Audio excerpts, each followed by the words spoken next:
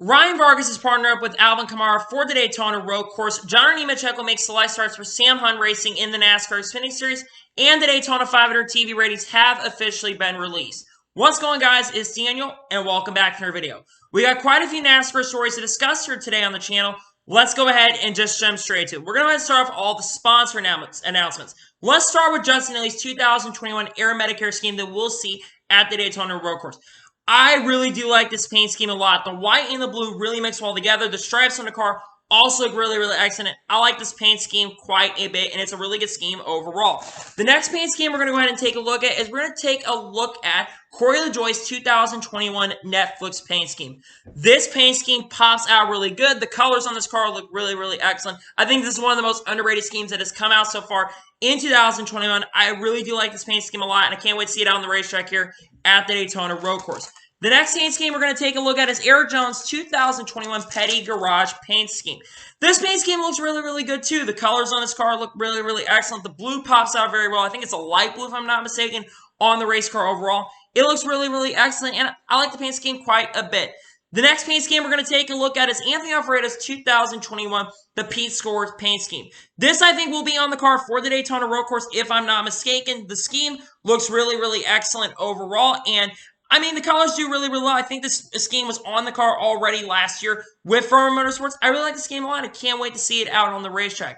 The next paint scheme we're going to take a look at is Chase Elliott's 2021 Unit First scheme that we saw last year. This game is very, very similar to last year. We will see this on the track at Phoenix in March, Kansas in May, and then Daytona in August for the cutoff race for the playoffs begin. Again, this paint scheme is very, very similar, so I'm not the biggest fan of this game overall. I think the colors overall kind of look really, really bland. I think it's one of the worst paint schemes that has come out over this year at this point. That's just my opinion overall on that. But yeah, we'll see Unit First on this car once again for 3 races 2021. It's an alright scheme, I guess.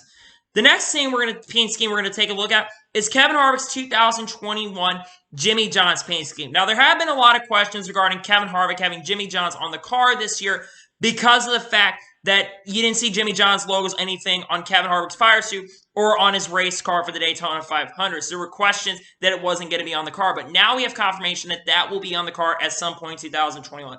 What races will Jimmy John sponsor Kevin Harvick? We really don't know up to this point, but yeah, the scheme looks really, really awesome. The colors pop really, really well. The black, the white, all of it, the red, everything on the Jimmy John's cars are always really good. The Jimmy John schemes also are always really fantastic. I really like this paint scheme a lot, and I can't wait to see it on the racetrack this year for a couple races in 2021. And the final sponsorship news is a big, big one. Ryan Vargas is partnering up with Alvin Kamara for the Daytona Road Course with Big Squeezy Juice, which is Alvin Kamara's sponsor that he has and a company that he owns, is partnering up with Ryan Vargas. Many of you do not know Alvin Kamara is a running back for the New Orleans Saints. I think he's one of the best running backs in the NFL, and he's been involved with NASCAR really ever since they banned the Confederate flag. He's been involved with NASCAR, getting involved in the sport, and Ryan Vargas did not have a sponsor before this race, and this really came together about 36 hours ago.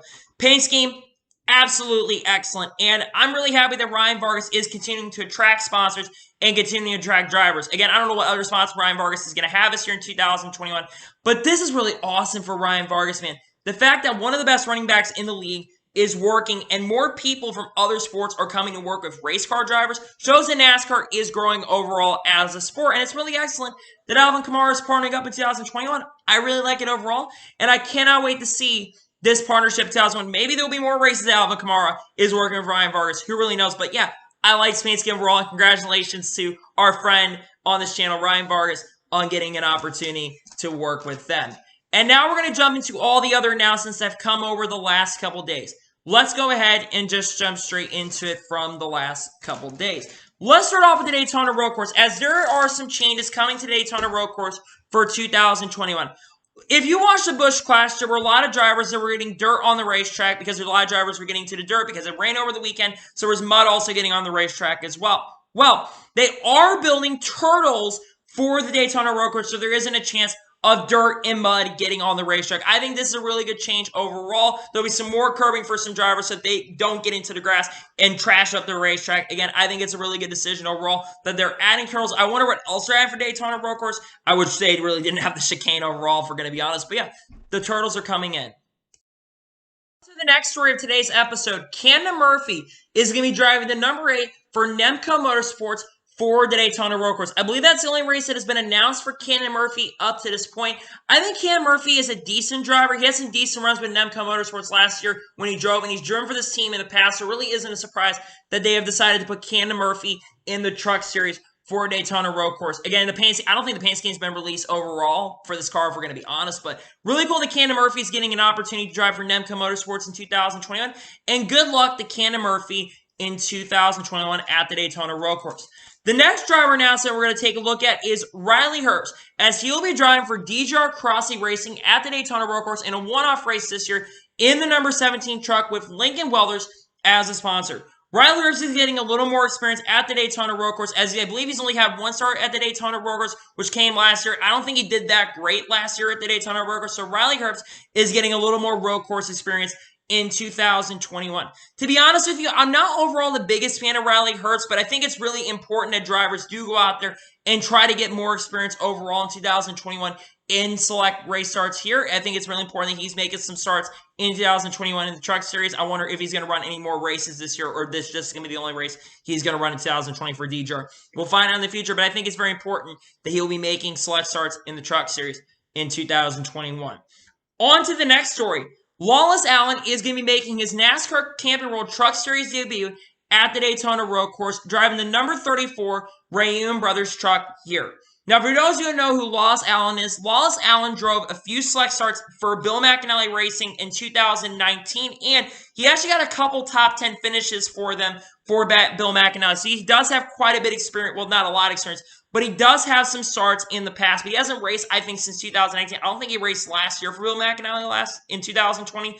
I don't believe he has. But yeah, good and very interesting that Wallace Allen's getting some experience in the Truck Series. Again, he's driving for Rayum Brothers, so really you cannot expect him to do much. I guess maybe he does have some road course experience, which maybe help. I think he does have some Trans Am experience, so that might help that team overall. I think his goal is to try to finish top 25 with the team. I know that goal is kind of low overall for that team, but it's very important that you do the best you can, especially in your Truck Series debut. And if you do well enough, you might get some more opportunities to run more races in 2021. But yeah, good luck to Wallace Allen in 2021. It's really cool that he's making his NASCAR Camping World Truck Series debut. On to the next story of today's episode. There is a driver change going on for the NASCAR Xfinity Series, as Andy Lally is going to be moving over from the 03 car, and he'll be driving the number 99 for BJ McLeod Motorsports at the Daytona Road Course. Now, the reason he's going over to BJ McLeod Motorsports driving the 99 is the 03 car is not eligible to race at the Daytona Road Course because there's no practice call for a majority of the races, and they do not have enough owner points. So Andy Lally is moving over to the number 99 for BJ McLeod Motorsports. Now, a lot of people are thinking, oh, Andy Lally is going to be in trouble. He's going to struggle overall at the Daytona Road Course. But actually, I disagree with that. I think Andy Lally, well, I don't think he's going to contend for a win with the BJ McLeod Motorsports equipment. I definitely could see him contending for a top 15 overall, and maybe he'll have a shot for a top 10 with these cars. I mean, yes, the BJ McLeod Motorsports cars are not overall that fast, but it's really important that you do overall get that experience, and this could overall help BJ McLeod in 2021. Yeah, cool that he's going to be making some starts. I do expect the top 15 or top 21 run for Andy Lally in 2020 at Daytona Road Course, and good luck to Andy Lally. And I think he's an underdog and a driver that we're going to need to watch out for in 2021 at the Daytona Road Course. And now we're getting on to the next story of today's episode. We're going to go ahead and talk about the starting lineups for the Daytona Road Course races for the Cup Series, Xfinity Series, and the Truck Series. Let's start off with the Truck Series.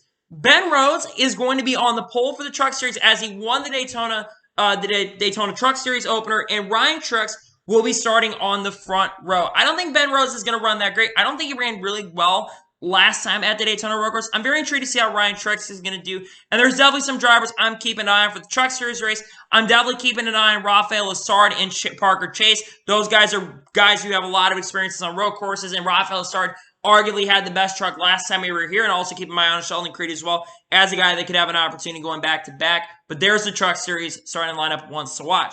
In the Xfinity Series, Brett Moffitt is going to be starting on the pole for our Motorsports, and Austin Cindric, who won the race, will be starting on the outside.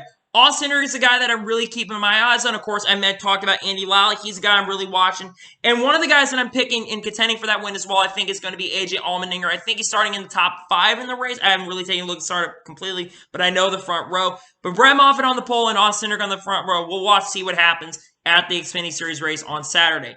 And in the final race, the Cup Series, Chase Elliott is going to be starting on the pole for the Daytona road course, and Michael McDowell, who won the Daytona 500, will be starting on the outside. The drivers I'm going to be watching in that event, of course, are Chase Elliott. Michael McDowell honestly could contend for a top 5 or a top 10. I don't think he's going to contend against guys like Chase Elliott and others that are going to be coming from the back as well.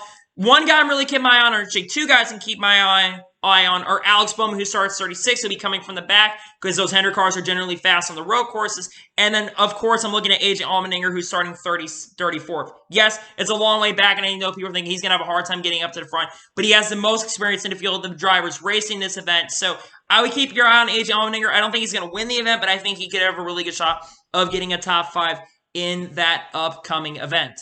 Now we're getting on to the next story of today's episode. CASCARELLA is going to be driving for Young's Motorsports number 0 truck at the Daytona road course. Now, originally I thought Chris Wright was supposed to be running full-time for the 02, but he's going to be driving a 26, but I'm pretty sure that drivers can run a multiple series, so I really don't know what's going on there. I believe Chris Wright is going to be back at Las Vegas for the 3rd race of the year, but CASCARELLA is going to be making his run in the truck series once again for Young's Motorsports. Now, let me just tell you for the record, I know the Young's Motorsports trucks are really not that fast, but you have to have a lot of experience, and CASCARELLA really is no slouch. He finished 8th with the 3 team with Rich Toast Racing last year when he subbed in for Wallace Allen when he had COVID-19. He actually led laps and got a top 10 finish. So CASCARELLA is a guy that I think could honestly contend for a top 10 in the truck series. I think he's actually going to have an overall a really good run. I'm really surprised he's running the truck series event, but I think overall it's really, really cool. And I'm really happy for CASCARELLA that he's going to make some truck series starts. Again, I don't think he's going to contend for the win, but I think he has a really good shot to get a decent run at the Daytona Road Course 2001 in the truck series. And now we're running on to the next story of today's episode. Connor Daly is going to be driving the number 44 for Nice Motorsports at Race 30 of the Year at Las Vegas Motor Speedway. Connor Daly has, I think, one previous start back in 2020 at Las Vegas, and I think he intended for a top 20 run. Connor Daly also is a driver who races in the IndyCar Series, and he will be driving for Ed Carpet Racing in the IndyCar Series in 2021 for a majority of the season. I think he might also be running for Carlin Racing at times this year, but he'll be making some select starts in the truck series in 2021. Connor Daly, I think, is a very, very talented driver, but remember, the truck series is a lot different than, an IndyCar. The trucks are heavier, and it's a lot more difficult to drive a truck than the IndyCars. Well, they have power steering, so it is a little more difficult to drive the IndyCars. But yeah, Connor Daly, I think, is going to have an opportunity for a strong run at Las Vegas. And, well, the Nice Motorsports trucks are generally not that fast, and they don't have the GMS back end, so I don't know if he's going to run fantastic or if he's going to struggle overall. But to me, I think that he has a really good shot overall of either getting a top 20 or maybe a top 25, especially with not having as much experience. I think he's going to struggle a little bit as well at times. But yeah, it's really awesome that Connor Daly's come back to run the truck series, man. It's so cool to see all these drivers from other disciplines of racing that are coming from like the other top motorsports and coming over to run NASCAR is really awesome. I mean, it's also really cool when you guys like Travis Pastrana who do come run one-offs at Las Vegas. I think it's really awesome. Connor Daly is going to be driving for Nice Motorsports 2021, and good luck to him in his race at Las Vegas, and I think he has a shot for top 20. And now we're getting on to the next major story of today's episode. John Hunter Nemechek is going to be driving the 26 for Sam Hunt Racing in select starts in the NASCAR Xfinity Series in 2021, and his first start is going to be coming at Dover International Speedway. John Nemechek, for those who don't know, is driving full-time for Kyle Busch Motorsports in 2020 after he left for Front Row Motorsports, and now he'll be making select Xfinity Series starts for another Toyota team that is Sam Hunt Racing. Now, I think the reason that John Nemechek is making select starts is there were a few races that were available, and this team does have full Toyota backing, and I don't think Joe Gibbs Racing at this time does have any more places left for announcements, so I think that's why John Nemechek is making select starts. But I'm really happy that John Hunter is getting a few select starts. I think he has a really good shot at some good runs with this team. I think, honestly, John Hunter Nemechek could contend for some top 10s. I mean, I've seen this car with other race car drivers contend for top 10s and top 15s. I mean, Colin Garrett's a perfect example of that. And, there's other drivers going to be racing this car as well. We know that Chris Wright is going to be running some of those road course races. Santino Ferrucci is going to be driving this car as well. And there's other drivers in the future are probably going to get announced as well to drivers. But yeah, I think John Hunter really has a good shot of running up front in these races. Again, he's a very talented driver. We see all what he can do in the Cup Series. And I think he has a really good shot of contending for a championship overall in the Truck Series. But yeah, I think John getting a really lot of experience. I think he's trying also to potentially, get in the running to go to one of those future Toyotas. maybe a Joe Gibbs car in the future or go to 2311 Racing. That is very, very possible. But yeah, I'm really excited that John Hunter is coming back to run some Xfinity Series races in 2021. And hopefully he can contend really well with that team that has full TRD backing. I do think that he has some really good shots for some top 10s with the Sam Hunt Racing organization. And now we're getting on to the final major stories of today's episode. We're going to go ahead and talk about all the TV ratings from this past weekend.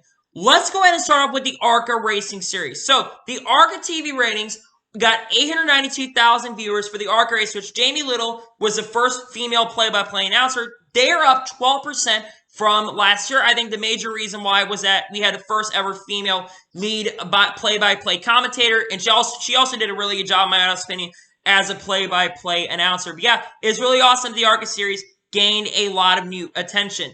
Now we're going to talk about the NASCAR Xfinity Series, as the Xfinity Series got a 1.0609 million viewers for the Xfinity Series race, which is off 11% from last year. I think the last year's race almost got like 1.7 or 1.8 million viewers last year, but that is down from 2021. Again, I don't know why it's down, because the Xfinity Series has generally been going up for the last couple of years.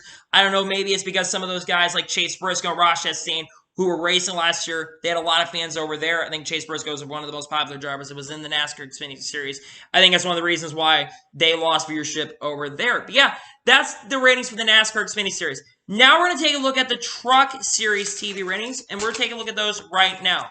FS1 earned 1.065 million views for the Daytona Truck Series opener. That is up 6% from last year, which had 1.005 million viewers, and the most watched edition of the Truck Series for Daytona since 2017. The fact that this race almost had more viewers since 2017 is really, really awesome. I think there's overall been a lot more fans of the Truck Series. Again, I think the Truck Series overall, maybe except the Xfinity Series, has some of the best racing overall, and there's a lot of competition, which draws a lot of viewers in, and there's a lot of diversity and a lot of great drivers, and to feel it also, I think another reason the ratings are for the Truck Series is Hailie Deegan. Hailie Deegan is one of the most popular drivers in the Truck Series. I think she will be the most popular driver in the Truck Series this year, and I think that's why the Trucks TV ratings overall are up for this year.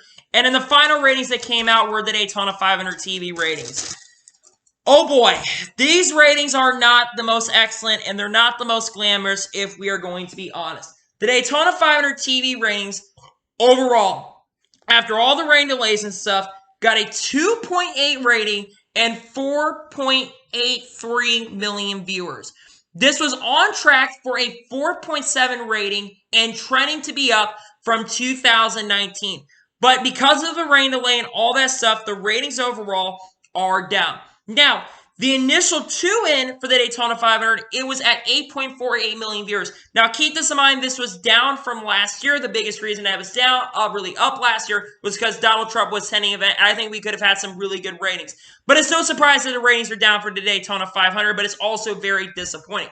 And here's some other facts to note from the Daytona 500 TV ratings. It was lower than the Darlington race when they returned from the pandemic, which got 3.7 rating and I think like 6 or 7 million viewers. And it was lower than the Las Vegas TV ratings from a 3.2, and I think it was also lower in viewership overall. Now, like I mentioned, the reason the TV ratings overall were down because we had a 6-hour rain delay and all the casual fans left. Now, I have a lot to say overall about this. The reason that the ratings are down, you need to blame the higher-ups at Fox. I'm not blaming the NASCAR for this. It's not NASCAR's fault. They don't have control over when the TV contracts really happen, and you cannot blame the people working at Fox like Jeff Gordon or Mike Joy. You need to blame the higher-ups like Michael Mulvihill, who are trying to play damage control at this current moment with the TV ratings. They're basically blaming other things. Here's a big factor. Why not start the races earlier? Yes, you have an opportunity of the race not finishing because there was rain at 3 p.m., but the 3 p.m. start times are absolutely ridiculous. We should not be starting Cup Series races, especially in Florida, at 3 p.m. Eastern when there's a big opportunity of there being thunderstorms. I think it is absolutely ridiculous that we start the race at 3 o'clock. We should have learned from last year with the later start times. I can't remember how many races exactly got delayed last year or lightning delays last year because of later start times. I think we had like 19 or 20 races last year that has some sort of delay. And this is the second year in a row that the Daytona 500 has been affected. Not only that, there was a possible consideration that they were going to move the Daytona 500 to Fox Sports 1 for the premiere of Cherries Wild.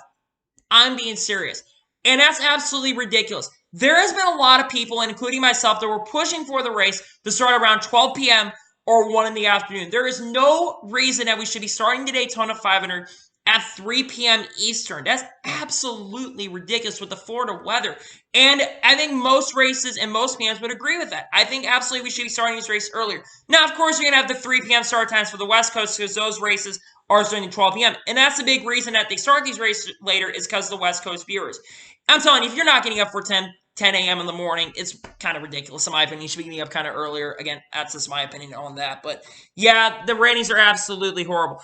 I hope that this overall is a wake-up call to Fox and the higher-ups at Fox to be starting races earlier because it's absolutely ridiculous that we're starting races as late as we are. I do not understand it. I don't get it. I don't know. I thought last year would have been a message when all these races got rain delayed on all the networks. You would think that they'd be like, oh, we should probably start these races a little bit earlier after all the rain delays last year. You would think that they would have listened to us. But no, they didn't listen, and now we are probably going to have a lot of races here, just like last year, that are going to have rain delays. I find it absolutely ridiculous that we are starting these races as late as you are. I think it's absolutely ridiculous. That's just my opinion. So, anyway, that is going to be for today's NASCAR news video. I want to thank you guys for watching. Please like and subscribe to the channel with notifications so you get me notified when a video does go live on my channel. Follow me on Twitter, Facebook, and Instagram, and support me on a Patreon as well. Links in the description below for that, and comment your thoughts on today's video. What are your thoughts about the Daytona 500 TV ratings, and do you believe that NASCAR should start the races around 12 p.m. or 1 p.m. in the afternoon? Let me know in the comments below. And what are your thoughts about John Hunter Nemechek driving for Sam Hunt Racing for Select Starts 2021? How well do you think he's going to do as they have full TRD backing? Let me know in the comments below. If you enjoyed today's video, make sure you do like so YouTube can recommend more of these great videos out to you guys. If you do that, I would greatly and truly appreciate that. Anyway, like I said, I want to thank you guys for watching today's video, and I'll see you guys next time. Take care, everybody.